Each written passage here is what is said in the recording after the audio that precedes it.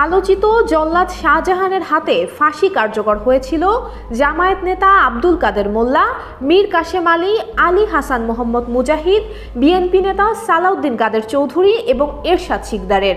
দেশের ইতিহাসে সবথেকে বেশি ফাঁসি কার্যকর হয়েছে তার হাতে।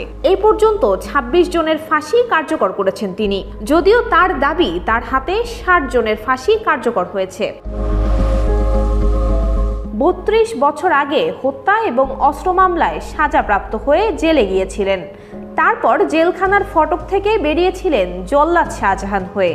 সম্প্রতি বিবাহ বিচ্ছেদ নিয়ে আলোচনায়ও এসেছিলেন তিনি। তবে গত বছরের ১৮ জুন ঢাকা কেন্দ্রীয় কারাগার থেকে মুক্তি পাওয়ার দিন থেকে হিসাব করলে দেখা যায় জল্লাদ শাহজাহান ৩৭১ দিন জেলখানার বাইরে মুক্ত জীবনযাপন করেছেন।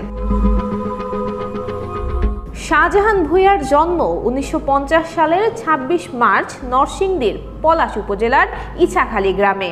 উচ্চ মাধ্যমিক পরীক্ষা শেষ করে স্থানীয় রাজনীতিতে জড়িয়ে পড়েন। সেখান থেকে ধীরে ধীরে জড়িয়ে পড়েন ডাকাতির সঙ্গে। এক পর্যায়ে হত্যা মামলার আসামি হয়ে কারাগারে যান। ১৯৯১ সালের ১৭ মে কারাগারে যান শাহজাহান।